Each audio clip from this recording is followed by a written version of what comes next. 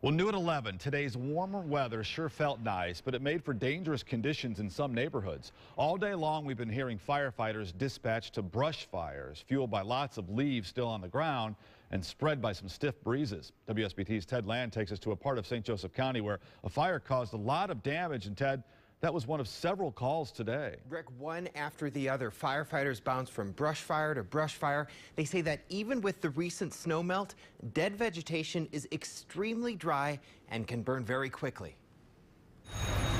Everything was just blowing wet. The warmest day so far this year. The whole house is engulfed. Ended up being too hot on Sundown Drive. Well, in the county, a lot of people burn their leaves.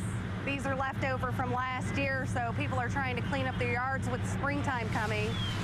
Obviously not a good idea today. One of several leaf fires blown out of control today. It just skipped right over our house. Spared Makita Greer and devoured the empty house next door. It was very scary. In its wake, the charred leftovers of last fall. It's so windy. I mean, the fire just swept all the way across.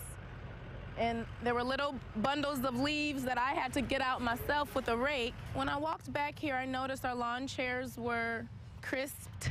The garden was crisp. No one was hurt, but it took multiple fire departments well over an hour to extinguish the flames. As yards dry out and the temperature rises, firefighters are expecting more calls like this one, because despite people's best efforts last fall, acres of leaves didn't get picked up. And that's crazy. And there's still plenty of fuel to burn. I feel like God protected us.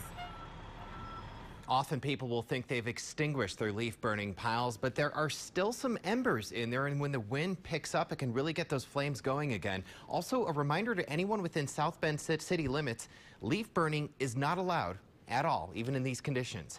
At the live desk, Ted Land, WSBT Channel 22 News.